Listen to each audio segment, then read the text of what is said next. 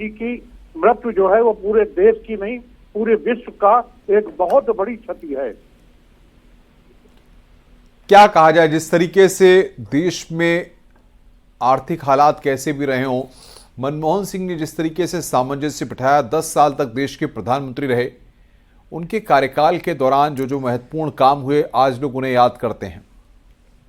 देखिए, उन्होंने वर्तमान सरकार जब पहली बार बनी थी तभी कह दिया था कि ये जो आर्थिक नीति है इनकी, इसकी जीडीपी इतनी घट के आ जाएगी कि हमारा जो आज ऊपर है हम विश्व में, वो हम पायदान पे आ जाएंगे। तो लगभग हम पायदान पे आ गए। उनका ये तजुर्बा, उनका ये एक्सपीरियंस, मैं तो उनको सलाम करता हूँ, डॉक्टर मनमोहन सिंह, स्वर्गीय डॉक्टर मनमोहन सिंह हमारे प्रधानमंत्री जी को। क्या कहा जाए, आप कोई अपना अनुभव साझा करना चाहें? मैंने कहा ना कि मैं अपनी दिल की गहराइयों से उनको श्रद्धांजलि अर्पित करता हूं और उनके शोकाकुल परिवार को, उस परिवार में पूरे कांग्रेसी हैं, उनका निजी परिवार के साथ साथ इस दुख को सहन करने की शक्ति ऊपर वाला दी। Thank you. शुक्रिया आपका न्यूज़ 18 के साथ जुड़ने के लिए, अपने अनुभव को भी साझा करने के लिए। तो लंबे वक्त से बीमार चल रहे थे मनमोहन जी और अब उन्होंने दिल्ली एम्स में अंतिम सांसें ली हैं। इससे पहले जब इलेक्शन हुए थे 2024 के लोकसभा इलेक्शंस भी उन्होंने घर से ही वोटिंग की थी और लंबे वक्त से बीमार चल रहे थे। अब 92 साल की उम्र में उन्होंने अंतिम सांस ली। लगातार अब उन्हीं की चर्चा की जा रही है, उन्हीं के बारे में बात हो रही है। इस दुनिया को भले ही उन्होंने अलविदा कह दिया हो, लेकिन जो काम उन्होंने किए, जो अपने कार्यकाल के दौरान उन्होंने तमाम चीज़ें की, उन्हें हमेशा हमेशा याद किया जाता रहेगा। और न सिर्फ उनके द्वारा किए गए सराहनीय कामों को, बल्कि उनके व्यक्तित्व के लिए भी उन्हें याद किया जाता रहेगा। एक साफ छवि के नेता, जिन पर विपक्ष भी कुछ बोलने से कतराता था। आनंद भदौरिया जी, सपा सांसद, हमारे साथ जुड़ गए हैं।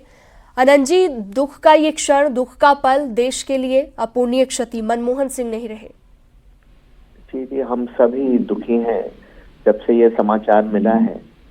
हम अपनी तरफ से, अपनी पार्टी की तरफ से और उत्तर प्रदेश के उनके तमाम चाहने वालों की तरफ से उन्हें विनम्र श्रद्धांजलि अर्पित करते हैं। डॉक्टर साहब सिर्फ हिंदुस्तान में ही नहीं बल्कि पूरे दुनिया के अंदर उन्होंने अपना लोहा मनवाया। सिर्फ सौम्यता की वजह से नहीं, बल्कि उनकी कई फैसले ऐसे रहे जो आगे आने वाले दिनों में देश में याद किए जाएंगे और उन फैसलों की गूंज डॉक्टर साहब का नाम हर भारतीय के जुबान पर हमेशा बना रहेगा। एक बार फिर से हम उन्हें विनम्र श्रद्धांजलि अर्पित करते हैं। आनंद जी, लेकिन सबसे बड़ी बात यह कि उनके द्वारा जो काम किए गए, आज लोग उनको याद कर रहे हैं। वो हमारे बीच नहीं हैं, लेकिन मनमोहन सिंह का विराट व्यक्तित्व हर किसी के सामने है। जी जी, जरूर, मैं आपकी बात से सहमत हूँ। निश्चित रूप से वो एक असरदार व्यक्ति थे और उन्होंने अपनी छाप हिंदुस्तान में छोड़ने का काम किया है। अगर हम देश के जिन प्रधानमंत्रियों को पहली दफे में याद करेंगे, उनमें से उनका नाम था।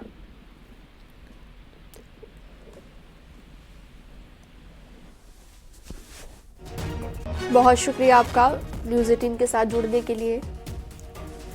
तो मुख्यमंत्री योगी आदित्यनाथ ने भी निधन पर दुख जताया है। इससे पहले प्रधानमंत्री की तरफ से भी दुख जताया गया और शासन व्यवस्था में महत्वपूर्ण भूमिका उन्होंने निभाई है। ये सीएम योगी आदित्यनाथ की ओर से निधन पर शोक जताते हुए पोस्ट किया गया है सोशल मीडिया साइट एक्स पर।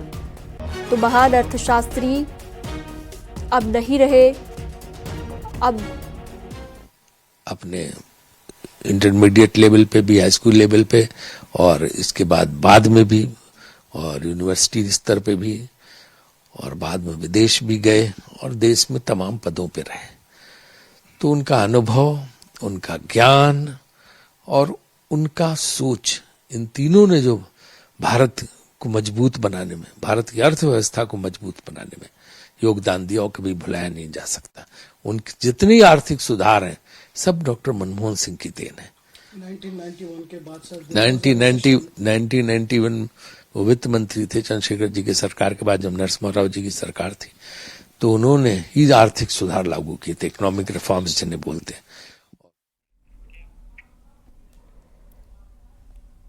तो अमित शाह ने भी यहां पर, अखिलेश यादव ने भी शोक जताया। व्यक्तित्व के धनी अर्थशास्त्री का निधन एक अंतर्राष्ट्रीय अपूर्णीय क्षति। महान अर्थशास्त्री थे मनमोहन सिंह, राजनीति में अपूर्णीय क्षति। अखिलेश यादव ने शोक जताया है। व्यक्तित्व के धनी अर्थशास्त्री का निधन हुआ है। तो भारतीय अर्थव्यवस्था के भीष्म पितामह भी इन्हें कहा जाता था। इकोनॉमिक प्रोफेसर भी ये रह चुके हैं और उसके बाद जिस तरह से देश की कमान इन्होंने संभाली, 2 बार प्रधानमंत्री भी रहे और प्रधानमंत्री रहते हुए भी कभी इस तरह का कोई भी आरोप प्रत्यारोप, अगर हम देखें राजनीतिक रूप से जो एक दूसरे पर लगाए जाते हैं, उस तरह की तमाम चीज़ों से दूर रहे और एक महान अर्थशास्त्री के रूप में उन्हें हमेशा याद किया जाता रहेगा। उनके जीवन से जुड़ी हुई कुछ तस्वीरें भी आप देख रहे हैं इस वक्त। अंतर्राष्ट्रीय अपूर्णीय क्षति से बताया जा रहा है राजनेताओं की ओर से। उनकी उपलब्धियां भी आपकी स्क्रीन पर आ गई हैं। जो उपलब्धियां उन्होंने अपने साथ साथ देश को भी दिलाई और देश के लिए जो काम किए वो भी आपकी स्क्रीन पर आ गए। शिक्षा का अधिकार, 6 से 14 साल तक के बच्चे को मुफ्त शिक्षा मिलेगी, ये उनके कार्यकाल के दौरान हुआ था। सूचना का अधिकार, सूचना के प्रति जवाबदेही होगी। ये तमाम जो चेंजेस कॉन्स्टिट्यूशन में हुए थे। मनरेगा, 100 दिन के रोजगार की गारंटी होगी। खाद्य सुरक्षा कानून, सस्ती दरों पर अनाज उपलब्ध कराया जाएगा। ये तमाम इनकी उपलब्धियां हैं, जिसके साथ साथ ये देश के लिए भी फायदेमंद ये उपलब्धियां साबित हुई।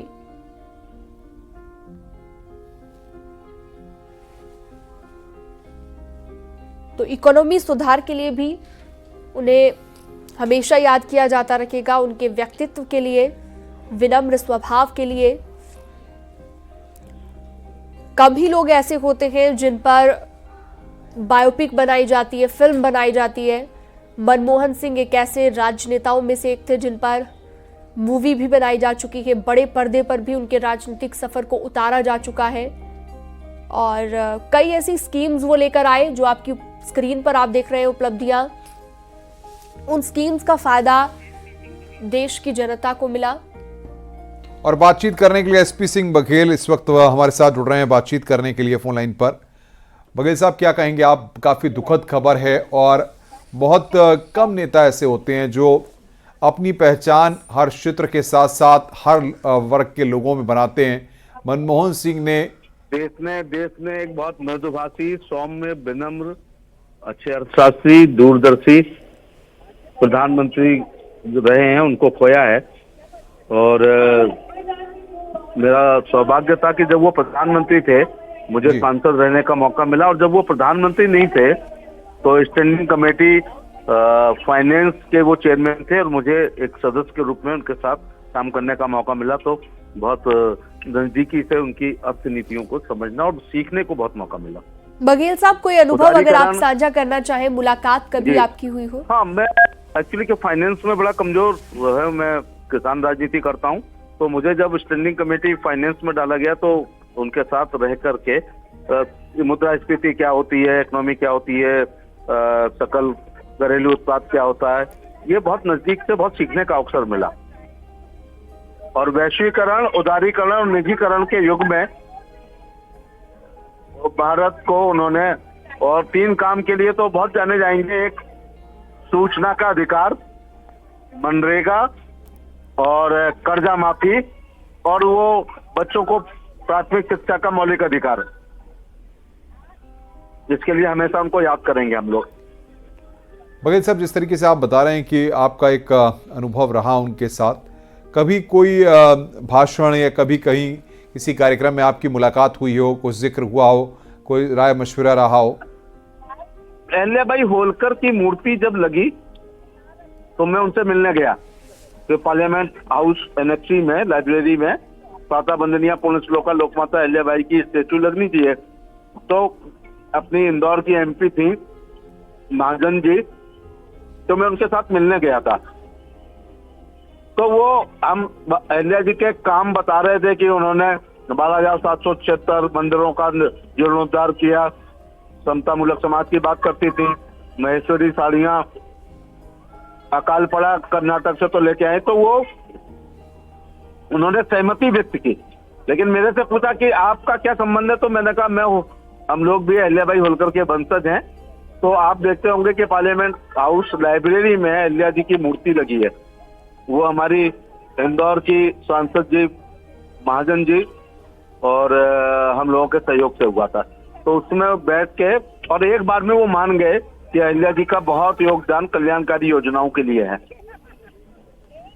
क्या माना जाए एसपी सिंह बघेल जी, जिस तरीके से राजनीति में सबको संतुष्ट करना, सबको साथ लेकर चलना इतना आसान नहीं होता, और एक अर्थशास्त्री के तौर पर जिस तरीके से देश की बागडोर कमान उन्होंने संभाली, 2 बार देश के प्रधानमंत्री रहे, और उसके बाद वो ऐसे अर्थशास्त्री थे जिनको शहरी जीवन के साथ देहात की गरीब जनता के बारे में भी पता था।